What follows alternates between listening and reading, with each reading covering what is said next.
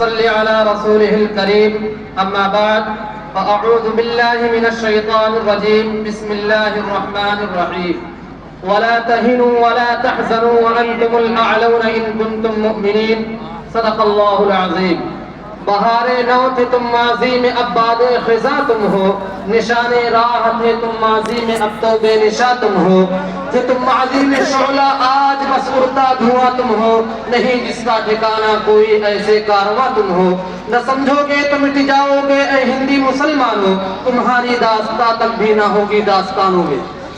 حضرات سامعین، اسٹیج پر جلوہ افروز اساتین علم و کمال چمنستان اصلاح المسلمین کے نوشگفتہ پھولوں، آج کے اس باوقار اجلاس میں میرا موضوع سخن ہندی مسلمانوں کا مستقبل، لائحہ عمل اور اس کا طریقہ کار ہے. دعا فرمائیں کہ اللہ تعالیٰ مجھے حق کہنے اور ہم تمام لوگوں کو اس پر عمل کرنے کی توفیق مرحمت فرمائے. حضرات، جب ہم تاریخ کی ورق گردانی کرتے ہیں تو یہ بات اظہر من الشمس ہو جاتی ہے کہ مسلمانوں کی سکوت و شوکت کا سکہ چہار بانگی عالم میں پھیلا ہوا تھا. مسلمانوں کا نام سن کر قیصر و کسریٰ جیسے بادشاہوں کے دل پہلو میں یک لخت ٹھہر جایا کرتے تھے. مسلمانوں کو سمندر کی پرآشوب موجیں اپنی چھاتی سے گزرنے کے لیے راستہ دے دیا کرتی تھی. مسلمانوں کی تہذیب و تمدن، معاشرت و کلچر کی ساری دنیا تعریف کیا کرتی تھی.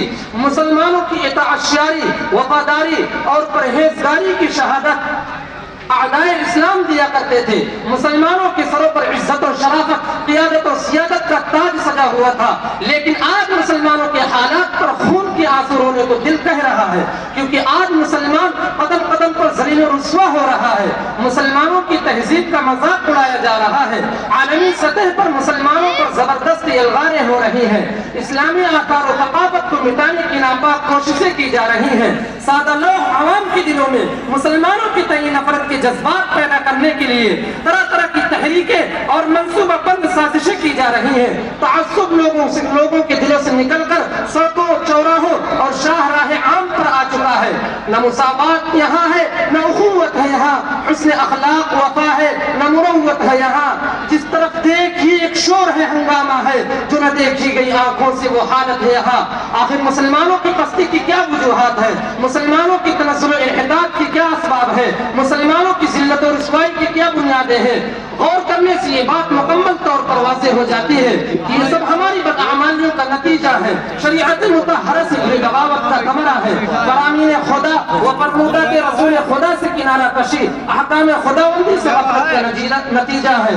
آج مغربیت کی چکا چوند نے سلف صالحین کے سنہرے نقوش کو ہماری نگاہوں سے اوجھل کر دیا ہے.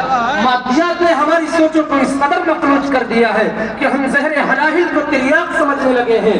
مذہب بیزاری نے ہمیں پستی و تباہی کی گہری گھاٹیوں میں دھکیل دیا ہے. ہماری بساط دنیا کے بساط پر ہم شطرنج کی مہرے کی طرح ہے. زمانے کی دہلیز پر ہماری حیثیت دریوزہ کسی ہے، کیونکہ خلاف پیغمبر کسے راہ گزید کہ ہرگز بمنزل نہ خواہد رسید. خلاف راہ پیغمبر قدم جو بھی اٹھائے گا کبھی رستہ نہ پائے گا، کبھی منزل نہ پائے گا. لہذا اگر مسلمان اپنا کھویا ہوا سرمایہ واپس لانا چاہتے ہیں اور مستقبل تابناک بنانا چاہتے ہیں، اپنی عزت و رفعت، کامیابی و کامرانی، فلاح و بہبود کی کنجیاں حاصل کرنا چاہتے ہیں، اپنی عظمت، سطوت، شان و شوکت کا سکہ چہار دانگے عالم میں پھیلانا چاہتے ہیں تو شریعت کو حفظ جان بنانا پڑے گا. احکام خداوندی پر مکمل عمل پیرا ہونا پڑے گا. حضرات، عصر حاضر کی کچھ اہم ترین ضروریات ہیں جن کی تکمیل مستقبل کی تابناکی کے لیے ناگزیر ہے. عصر حاضر کی اہم ترین ضرورت اتحاد و اتفاق کی فضا کا قیام ہے، کیونکہ یہ اتنی عظیم دولت ہے جس کا اعتراف اپنوں ہی نے نہیں بلکہ غیروں نے بھی کیا ہے. اتحاد و اتفاق وہ سرمایہ ہے جس کو ہر قوم نے فلاح و بہبود کا ضامن سمجھا ہے. اتحاد و اتفاق وہ سرمایہ ہے جس کو ہر قوم نے فلاح و بہبود کا ضامن سمجھا ہے. یہی دولت ہے جس کے دم سے قوموں نے ترقی کی، اسی کے ختم ہونے سے خزاں آئی زمانے میں. لہذا ہم رنگ و نسل کے بھید بھاؤ کو یکسر مٹا کر، حسب و نسب کے بت کو پاش کر کے، نفرت کی در و دیوار کو منہدم کر کے، آپسی عداوت، باہمی رسہ کشی، حسد، بغض، تجسس اور کینہ سے اپنے آپ کو پاک و صاف کر کے اتحاد اتفاق کی طاقت سے لیس ہونا اور آپس میں بھائی بھائی بن کر رہنا عصر حاضر کی اہم ترین ضرورت ہے. تمہاری قوم کا ہر چہرہ جگمگائے گا، کبھی تو گیس ہوئے ملت سوار کر دیکھو.